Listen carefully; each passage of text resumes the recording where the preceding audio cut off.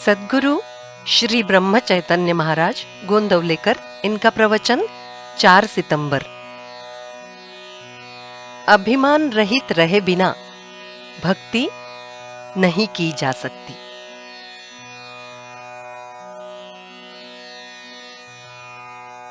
बाह्य जगत के आघात हम पर होते रहते हैं।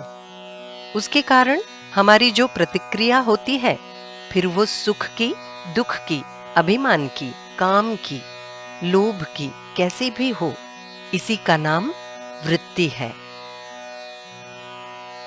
ये वृत्ति स्थिर रखना, यही सच्चा परमार्थ है। परमार्थ की ओर वृत्ति को मोड़ना ही भक्ति करना है। भगवान की भक्ति से विषय अनजाने ही लुप्त हो जाते हैं।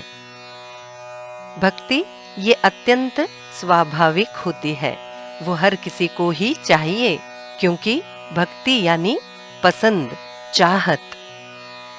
बिना किसी चाहत के कोई मनुष्य दिखाई नहीं देगा। मात्र अभिमान रहित रहे बिना भक्ति करना संभव नहीं, और भक्ति के बिना भगवत प्राप्ति नहीं होगी। भगवान का प्रेम भगवान के बिना और कोई नहीं दे सकता, वो केवल भगवान ही दे सकते हैं। भक्त और भगवंत ये कभी दो नहीं होते। इसलिए भगवान जैसे हर जगह होता है, वैसे ही भक्त भी हर जगह होते हैं।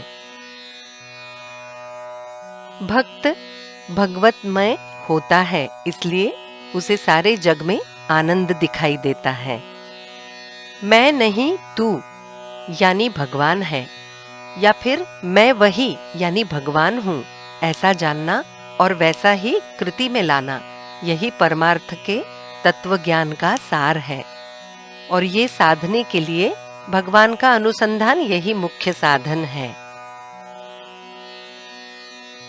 आज हमें भगवान के दर्शन चाहिए, तो उसका एक ही उपाय है, भगवान के नाम स्मरण में रहें। नाम के सिवा दूसरा मार्ग नहीं है। बहकर आए हुए नाले गंगा मैया में मिल जाते हैं, तब भी उसकी पवित्रता कायम रहती है।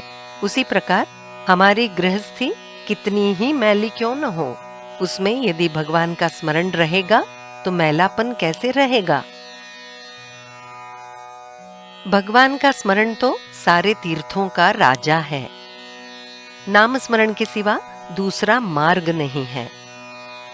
भगवान के विस्मरण के लिए जो कारण होता है, उसे निकालना या छोड़ देना, यही वैराग्य है। और भगवान का स्मरण रहे ऐसी बातें करना, ये विवेक है। सचमुच राम राया का अंतःकरण कर्तव्य के लिए जितना कठोर है, उतना ही अपने भक्तों के लिए अत्यंत कोमल है। सीता माई को उन्होंने कर्तव्य के लिए वन में छोड़ दिया, तो भक्तों के प्रेम के लिए उन्होंने भरत को संभाला। मेरा कहना, जितना आचरण में लाओगे उतना ही वो काम आएगा। सभी नामस्मरण करें। नामस्मरण जैसा कल्याणकारी मार्ग दूसरा नहीं। जो सहजता से अपने पास है, अत्यंत उपाधि रहित होकर किसी पर अवलंबित नहीं है, ऐसा यदि कुछ है तो वो भगवान का नाम ही है। शुद्ध मन और शुद्ध अंतःकरण से जो इसे लेगा, उसका राम सच में कल्याण करेंगे। सारी सृष्टि राम रूप दिखना, ये भक्ति का फल है।